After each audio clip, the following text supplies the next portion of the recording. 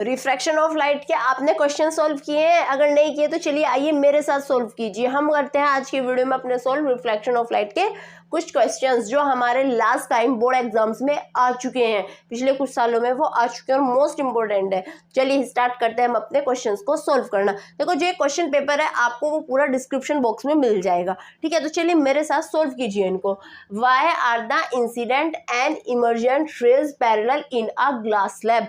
किसी भी glass slab से अगर लाइट रे पास होती है, इसके क्वेश्चन क्या है कि अगर किसी ग्लास स्लैब से लाइट रे पास हो रही है, ग्लास स्लैब का मतलब क्या होता है, एक इस तरह से ग्लास पीस, ठीक है? अगर इससे लाइट रे पास हो रही है ना, तो वो बोल रहा है उसकी इंसिडेंट रे और जो इमर्ज रे होगी ना उससे बाहर निकलेगी, वो दोनों पैरेलल टू ईच अदर होती हैं।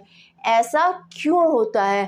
देखो ये एक मोस्ट इंपॉर्टेंट क्वेश्चन है, ये कई बार आपको वोटर के लिए भी पूछ सकता है, ठीक है? देखो इसका आंसर क्या होता है। देखो जब कोई लाइट रे एयर से ग्लास के अंदर आएगी तो वो क्या होगा, रेयर से डेंस मीडियम में जा रही है। जब वो रेयर से डेंस मीडियम में जाएगी तो वो क्या करेगी, बेंड टुवर्ड्स द नॉर्मल, इस तरह से नॉर्मल की साइड बेंड हो जाएगी, ठीक है?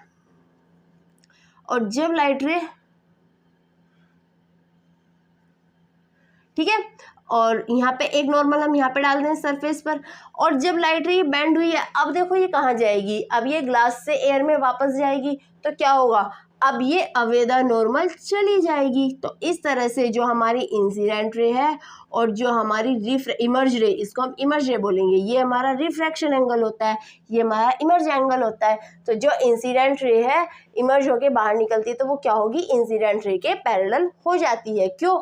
क्योंकि इसमें क्या हो रहा है, लाइट रे इंसिडेंट हुई है और वो फिर रिफ्रैक्टिव हुई है तो वो बेंड हो गई टुवर्ड्स द नॉर्मल। बट वहीं जब वो उसके सेकंड सरफेस पर जाएगी ग्लास के, तो अब वो यहाँ से कहाँ जाएगी, बाहर। जब सेकंड सरफेस पर वो इंसिडेंट हो रही है तो अब वो यहाँ नॉर्मल से अवे द नॉर्मल चली जाएगी, बेंड हो जाएगी। तो इसलिए क्या होगी, इंसिडेंट रे और इमर्ज रे एक दूसरे के पैरेलल हो जाएंगी, ठीक है? Question number 2, state Snell's law. Snell's law क्या होता है? स्नेल्स लॉ हमारा फ्रैक्शन ऑफ लाइट का सेकंड लॉ होता है, जो क्या बताता है, अगर एक लाइट रे एक मीडियम से दूसरे मीडियम में जा रही है, ठीक है, तो क्या होता है, ratio of the sine of incident angle and sine of refractive angle is always constant. यानी कि अगर आपके पास एक पर्टिकुलर मीडियम है तो उसका आप इंसिडेंट एंगल कितना भी चेंज करो, उसका रिफ्रैक्टिव एंगल कितना भी चेंज क्यों ना हो जाए, उनका साइन का रेशो हमेशा कांस्टेंट आने वाला है। This is the Snell law, हम पढ़ चुके हैं इसको। क्वेश्चन नंबर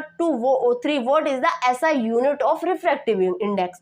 रिफ्रैक्टिव इंडेक्स की एसआई यूनिट क्या होती है? क्या आपने कभी ये सोचा है रिफ्रैक्टिव इंडेक्स क्या होता है?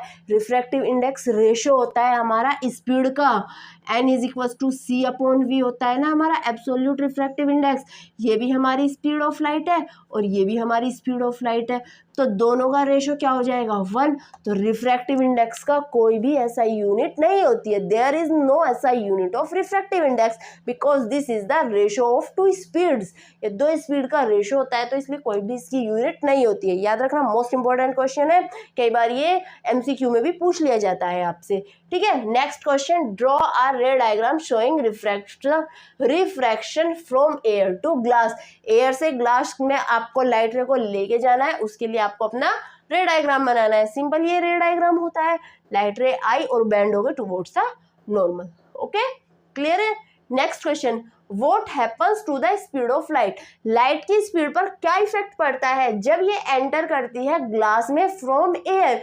एयर से ग्लास में एंटर कर रही है तो क्या हो रहा है, देखो लाइट रे एयर से ग्लास में एंटर कर रही है तो क्या हो रहा है, बेंड टुवर्ड्स द नॉर्मल। क्यों बेंड होती है, मैंने आपको चैप्टर में पढ़ाया हुआ है, वीडियो में देखना कि बेंड होने की वजह होती है स्पीड ऑफ लाइट, क्योंकि एयर से ग्लास में जाने पर, रेयर से डेंस मीडियम में जाने पर स्पीड ऑफ लाइट डिक्रीज हो जाती है। तो यहाँ पे क्या होता है, उसकी स्पीड ऑफ लाइट स्लो हो जाएगी, वेलोसिटी क्या हो जाएगी इसकी कम, अब ये स्लो स्पीड के साथ मूव करना स्टार्ट कर देगी। So when a light ray enter from the air to glass the speed of light ray become slower हो जाती है उसकी स्पीड। समझ आ गया? Why does a pencil appear bent when partially immersed in water? जब हम किसी पेंसिल को किसी ग्लास के अंदर वाटर में डिप करते हैं तो क्या होता है, तो ये हमारी इस तरह से एक पेंसिल है, ठीक है, आ रही है ऐसे, तो ये ऐसे दिखाई देती है हमें, ठीक है। जानी तो ऐसे चाहिए थी पर एक्चुअल में हमें दिख कैसे रही है, ऐसे दिख रही है। क्यों होता है ऐसा? क्योंकि क्या हो रहा है, हमारा रिफ्रैक्टिव इंडेक्स जो है वाटर का वो एयर के कंपैरिजन में ज़्यादा होता है। तो क्या होता है, ये पेंसिल जो होती है बेंड हो जाती है टूवर्ड्स द नॉर्मल, जिससे वो थोड़ी उठी हुई दिखाई देती है या फिर थोड़ी सी बेंड दिखाई देती है। ठीक है, क्लियर है, समझ गए। अब इस चैप्टर के कुछ न्यूमेरिकल्स भी हैं, चलो वो भी सोल्व करने की कोशिश करते हैं। Convex lens of focal length 20 centimetre. एक कॉन्वेक्स लेंस है जिसकी फोकल लेंथ कितनी है, 20 सेंटीमीटर। कॉन्वेक्स लेंस कौन सा होता है हमारा, ये, और कॉनकेव कौन सा होता है, ये। ठीक है, इनकी फोकस लेंथ क्या होती है वो मैं आपको पढ़ा चुकी हूँ। इसकी जो फोकल लेंथ है कॉन्वेक्स लेंस 1 की, ठीक है, कॉन्वेक्स लेंस की जो फोकल लेंथ है वो 20 सेंटीमीटर है, और ये फॉर्म कर रहा है इमेज 60 सेंटीमीटर पर। इसकी ऑब्जेक्ट की डिस्टेंस u हमें फाइंड आउट करनी है। हमारे पास फॉर्मूला होता है 1/f = 1/v - 1/u। अब देखो कॉन्वेक्स लेंस में फोकल लेंथ कौन सी यूज करते हैं हम, लाइट रे ऐसे आती है और ऐसे बेंड होती है, तो f2 यानी राइट साइड की, और राइट साइड में f की वैल्यू क्या होती है, पॉजिटिव। सिमिलरली ऑब्जेक्ट की जो इमेज बनती है वो भी राइट साइड में बनती है, वो भी कैसी होती है, पॉजिटिव। ठीक है, तो ये दोनों वैल्यू कैसी होंगी, पॉजिटिव, यानी 1/20 is equals to 1/60 minus 1/u। तो यहाँ से 1/u कितना आ जाएगा, 1/60 माइनस 1/20। एलसीएम दोनों का 60 आ जाएगा, 1 माइनस 3 तो -2/60, 30। तो u कितना आएगा, -30 सेंटीमीटर। ठीक है, यानी कि ऑब्जेक्ट हमारी इधर -30 सेंटीमीटर की डिस्टेंस पे है, क्योंकि इधर वैल्यूज हमारी नेगेटिव आती हैं। तो ठीक आया ना आंसर। ठीक है, नेक्स्ट न्यूमेरिकल। अब देखो ये होगी कहाँ, इसकी f है 20 सेंटीमीटर, तो इधर भी f 20 सेंटीमीटर होगी, और जो हमारी c होगी इसके लिए C1 वो हो जाएगी हमारी 40 सेंटीमीटर पे। तो इन दोनों के बीच में आ रही है। जब ऑब्जेक्ट इन दोनों के बीच में होती है तो इमेज कहाँ क्रिएट होती है हमारी, बियॉन्ड C2, 40 सेंटीमीटर से आगे कहाँ, 60 सेंटीमीटर पे। ठीक है, इससे भी हम समझ सकते हैं, कैलकुलेशन से फाइंड आउट हो गया, और रे डायग्राम से भी हमें समझ आ गया कि ठीक है, जहाँ इमेज हमारी क्रिएट होनी चाहिए वहीं की क्रिएट हो रही है जब हमारी ऑब्जेक्ट 30 सेंटीमीटर की डिस्टेंस पर है। Next, speed of light in a medium is 2 × 10⁸ metre per second. ठीक है, एक मीडियम में जो स्पीड है लाइट की वो 2 × 10⁸ मीटर पर सेकेंड है। ठीक है, फाइंड इट्स रिफ्रैक्टिव इंडेक्स। इसका रिफ्रैक्टिव इंडेक्स क्या होगा, क्या होगा, n = c/v होता है, नहीं होता है, एब्सोल्यूट रिफ्रैक्टिव इंडेक्स। क्योंकि सिर्फ इसने एक मीडियम में स्पीड दी है, तो यानी दूसरा मीडियम हमारा कैसा है, एयर। तो n की वैल्यू कितनी हो जाएगी, और c की वैल्यू कितनी होती है, 3 × 10⁸ मीटर पर सेकेंड। तो 3 × 10⁸ अपॉन 2 × 10⁸ कितना आ जाएगा, 1.5।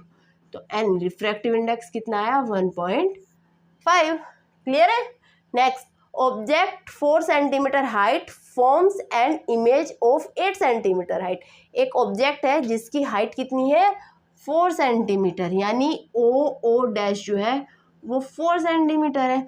वो जो इमेज क्रिएट कर रही है उसकी जो हाइट है वो 8 सेंटीमीटर है, यानी कि I जो है वो 8 सेंटीमीटर है।